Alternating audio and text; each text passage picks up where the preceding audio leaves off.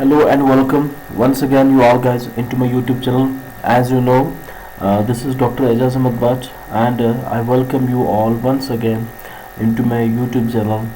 जैसा कि आप लोगों ने देखा है कि जो कल का वीडियो है ना, उस पर आप लोगों ने उतना अच्छा रिस्पांस दिखाया नहीं. आई होप कि वो उस पर रिस्पांस दिखाओगे, वो वीडियो भी आप लोग अच्छी तरह से दोबारा रिव्यू करोगे, है ना.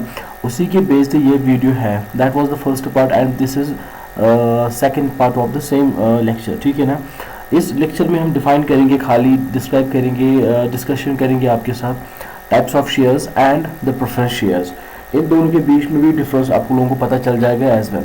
चलिए, without wasting the time let's move on to the topic contents. First content जो है आपके सामने आएगा, that will be the classification of equity shares on the basis of definition.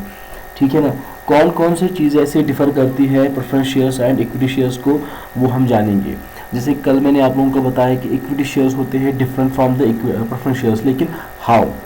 चलिए, जो पहला पॉइंट है that is the bonus shares is based on the equity shares. Bonus shares दिए जाते हैं, राइट्स दिए जाते हैं, स्वेट इक्विटी शेयर्स दिए जाते हैं, voting and non voting shares भी शेयर किए जाते हैं. तो इनको हम डिफाइन करेंगे आपके साथ, ये चीज़ें होती क्या है. ठीक है ना. These are the on the basis of the shares. ठीक है ना. ऑन द बेसिस ऑफ जो हमने देखा है डेफिनेशन. चलिए, first is there bonus shares. Bonus shares definition जो है implies those additional stocks which are issued to the existing shareholders free of cost or as a bonus. ठीक है. ये एक शेयर होल्डर जो होता है कंपनी का, इक्विटी शेयर होल्डर होता है, उसको पहले से बताया जाता है कि आपकी ये सारी चीज़ें हैं, टर्म्स एंड कंडीशंस हैं, as per the articles of association define करती है कि जो भी आप लोगों का कंपनी में इक्विटी शेयर होल्डर बन जाएगा, तो then you have to give them free of cost shares. That shares are said to be the bonus shares. Next share is rights of shares या right shares. Right shares meaning that a company can provide new shares to its existing shareholders at a particular price and within a specified time period before being offered for a trading in stock market. For example, अगर ऐसा कोई share है जो company वालों ने offer किया था subscription के लिए जनरल पब्लिक को, और वो सब्सक्राइब हुआ नहीं. ठीक है ना. एंड उसकी जो वैल्यू थी that was 10 rupees for example. ठीक है ना. अब ये सब्सक्राइब हुआ नहीं, तो वही शेयर इनको दिया जाता है. फिर on the base of 8 rupees, 2 rupees जो उस पर होंगे वो मिल जाएंगे एज उसको राइट्स. ठीक है ना. दो उसको शेयर्स ऑफर किए जाते हैं after inviting to the general public. When it was being unsubscribed, then it can be this can be offered to the trading in stock markets for the purpose of to the rights of to the existing shareholders. One more share with you, that's sweat equity shares. जो मैंने कल के video में आप लोगों को question बताया था, जो डिस्काउंट ऑफ शेयर्स, जो issue of shares on discount वो बंद हो गया है, उसके बावजूद कौन सा अब दिया जाता है ऐसा share that can be given to the share holders, उसे कहा जाता है स्वेट इक्विटी शेयर होल्डर्स. लेकिन ये किनको दिया जाता है? Only those are the employees of the company and the subscribers of a company. Share holders भी कहा जाता है and the directors of a company. ठीक है ना. If as an employee of a company you have made a significant contribution to the company can reward you by issuing sweat equity shares. Voting and non-voting. Although the majority of shares carrying voting rights, the company can make an exception and issue differential zero voting rights to the shareholders. ये voting rights दिए जाते हैं जिन that can carry voting for making yourself inclusion with the meetings and different types of investments, है ना. तो उस पर आपको voting rights मिले जाते हैं and most of the shares जो है वो कैरी करते हैं राइट्स आपके equity share holders, equity shares only. And उसमें मान लो 90% ऐसे शेयर्स होते हैं जो कैरी करते हैं राइट्स है, and 10% remains only those can not carry है राइट्स. ठीक है. One more part is with you, that is classification of equity shares on the base of returns. क्योंकि on the base of definition हमने देखा, on the base of अब return भी देखना है, क्योंकि हमेशा शेयर होल्डर जो है, इन्वेस्टर जो होता है, वो हमेशा रिटर्न को देखता है, रेट ऑफ रिटर्न हमेशा देखता है, ROR. ठीक है. dividend shares, growth shares and value shares. These are three types of equity shares on the base of returns. First is A company can choose the pay dividends in the form of issuing new shares on a pro rata basis.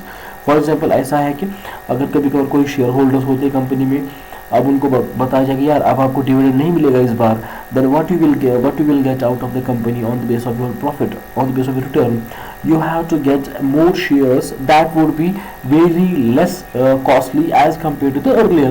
तो ये भी एक तरह का dividend policy है. दूसरा है growth shares. These types of shares are associated with companies that have extraordinary growth rates. While such companies might not provide dividends, the value of their stocks increases rapidly, whereby they providing capital gains to the investors. Simply सी बात है, जब जो ऐसा share हो that can show the growth to the shareholders as well as the company. जो आपकी for example अगर आपकी प्रमोशन हो, अगर आपके पैसे वहाँ पे सेव्ड है, आपने for example 10 lakh rupees invest में किया तो that can be converted to 50 lakhs rupees. That's said to be the growth. Value shares. These types of shares are traded in stock markets at prices lower than their intrinsic value. Investors can expect the prices to appreciate over a period of time, thus providing them within a better share price.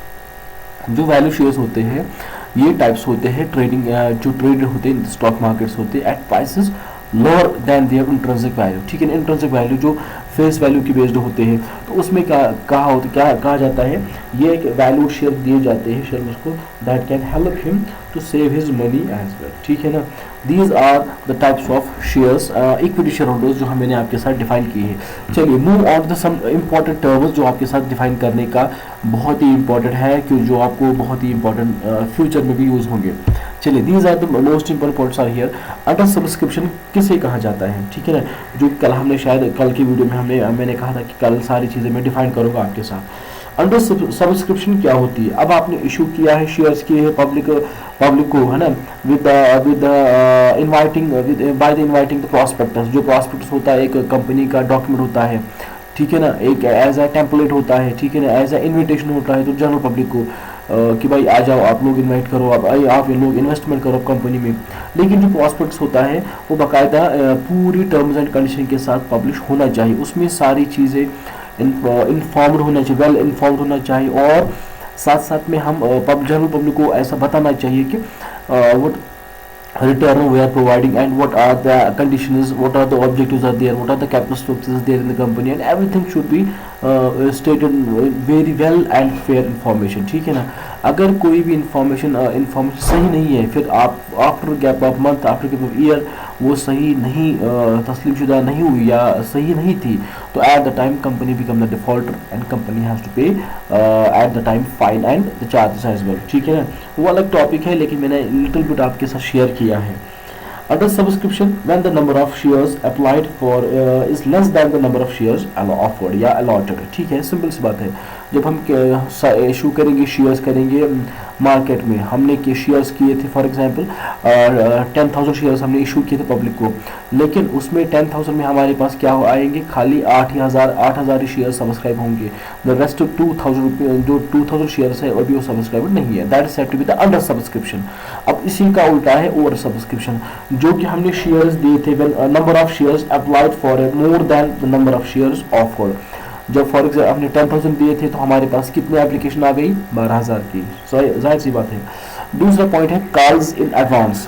ठीक है ना, जो calls इन advance हम receive करते हैं amount, calls in advance refer to the amount paid by the share holders in excess of the amount due from them. ठीक है. The articles of company में authorize the directors to accept calls in advance.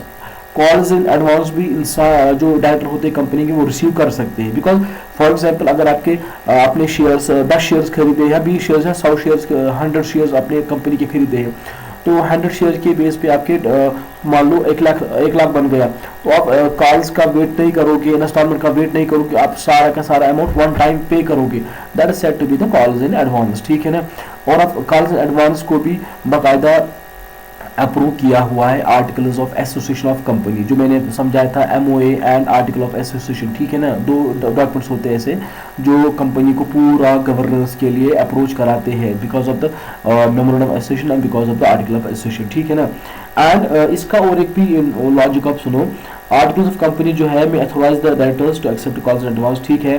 The company may pay interest in on calls in advance at this rate specified in the articles, लेकिन वो क्या है and in the which is mention the table A, ठीक है ना, shall be applicable which gives option to the company to pay interest at the rate not exceeding 6% per annum. जो बंदा सारा अमाउंट इकट्ठे जमा करेगा जितने भी उसके शेयर्स है तो उसको 6% के हिसाब से उसको इंटरेस्ट मिलना चाहिए कॉल्स एडवांस से। It is apart from the dividend, okay. ये डिविडेंड प्रॉफिट जो है उसमें रिटर्न में नहीं है। It is apart from all those information, it is apart from all those benefits, ठीक है ना। ये उसको बाकायदा मिल जाएगा because of the articles of association govern it, है ना, अप्रूव्ड इट। दूसरा पॉइंट है कॉल्स इन एरर्स, वो क्या होता है, ये भी होता है ऐसा है, कॉल्स इन एरर्स जो रहते हैं। दूसरा पॉइंट है refers to sums due from the shareholders in respect of all calls made by the company as the outstanding amount of shares or a portion thereof. The amounts of calls and errors are shown by the way of deduction from the called up capital in the balance sheet, ठीक है। और इसके related जो director होते हैं company के वो भी चार्ज कर सकते हैं interest on calls and errors at a rate of specified at rate specified in the articles of company. जो कॉल्स एंड एरर्स है, फॉर एग्जांपल जो बंदा कोई फेल होता है, फेल रिसीव जमा करने में, कॉल्स रिसीव करने, तो उसे कहा जाता है कॉल्स एंड एरर्स है, ठीक है ना। फिर उस बंदे को भी कॉल्स एंड एरर्स में इंटरेस्ट चार्ज किया जाता है।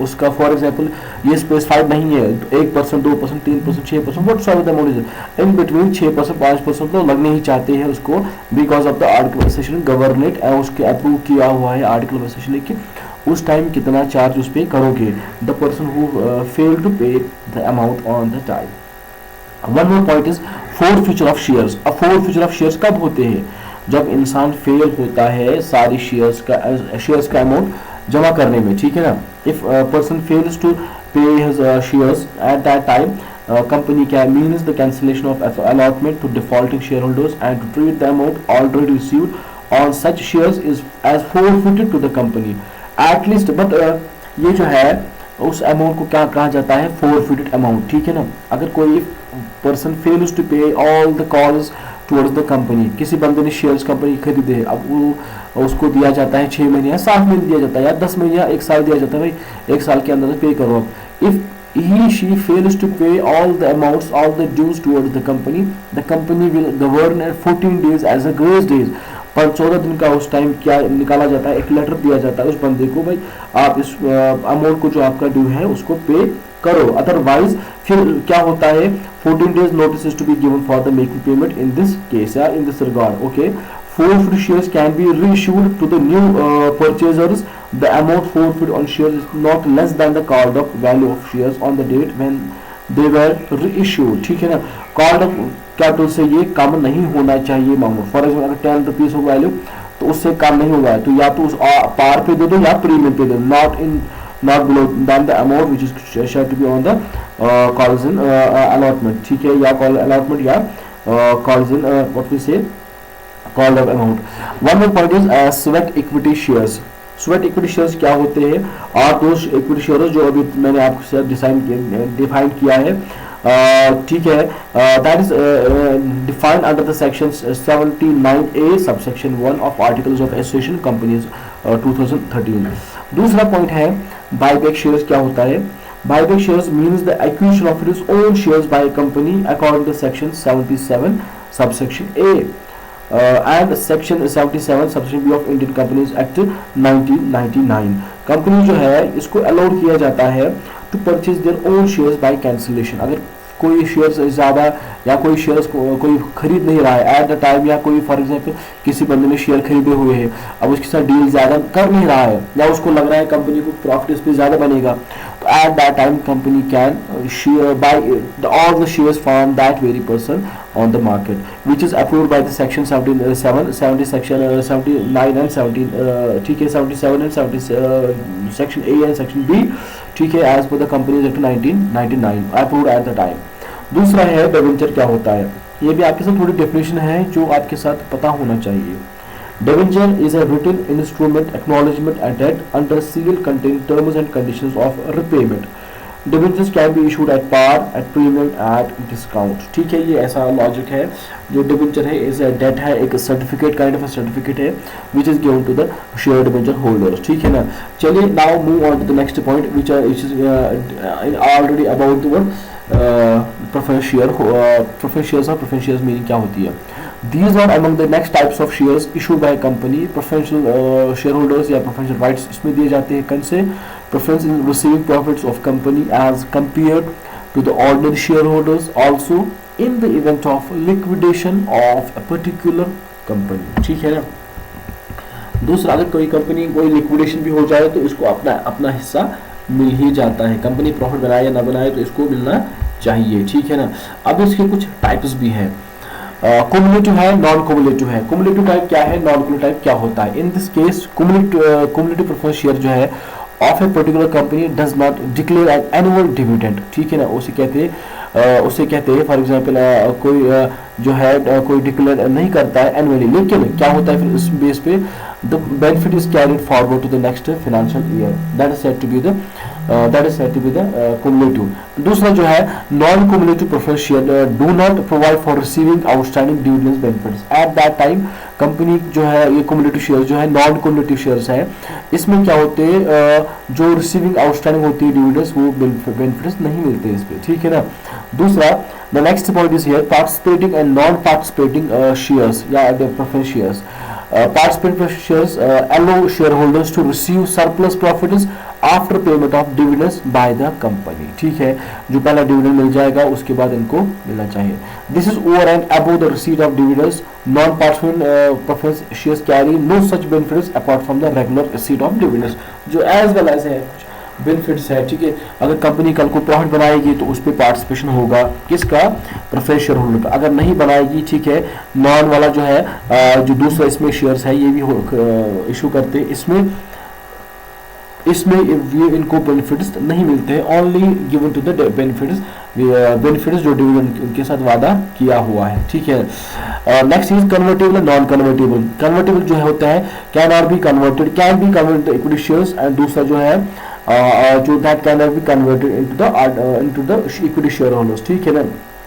और ये जो है ये ओनली पब्लिक कंपनी कर सकती है, शेयर्स कर सकती है transferable from one person to another person और from the equity to preference shares या equity share holders to preference या preference share to equity holder हो सकता है।